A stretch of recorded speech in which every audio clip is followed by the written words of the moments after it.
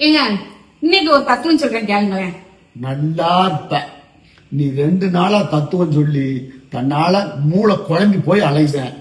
அதனால எனக்கு ஒரு தத்துவம் வேண்டாம், நீ ஆளை விடு. இன்னைக்கு ஒண்ணே ஒண்ணு இது மட்டும் கேளுங்க. இது சொன்னா உங்களுக்கு தத்துவம் புரியும், நல்லா தெரியும், அதாவது உங்களுக்கு இன்ட்ரெஸ்டா இருக்கும்.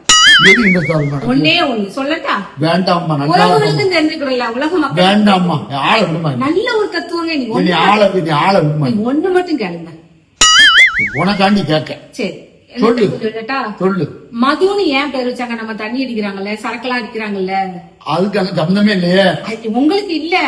அந்த சரக்கு அடிக்கிறாங்கல்ல, அவங்களுக்கு மதுன்னு ஏன் பேர் வச்சாங்க? அந்த அதாவது அந்த பொருளுக்கு அந்த பிராந்தி விஸ்கிம்பாங்கல்ல, அது எல்லாமே மதுன்னு சொல்லுவாங்க. தெரியல எனக்கு. தெரியலையா? தமிழர்கள் ரொம்ப புத்திசாலி. ஓ, இந்த மது குடிக்கலையா?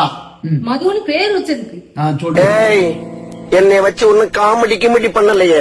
மான்னா மகிழ்ச்சியில ஆரம்பிக்கு, தூண்ணா துன்பத்துல முடியுது. மது குடிச்சா மகிழ்ச்சியில ஆரம்பிச்சு துன்பத்துல முடியும். நல்ல தத்துவமா தான் சொல்லியிருக்கா. இந்த 3 நாள்ல சொன்னதுல இன்னைக்கு தான் நல்லா சொல்லியிருக்கா.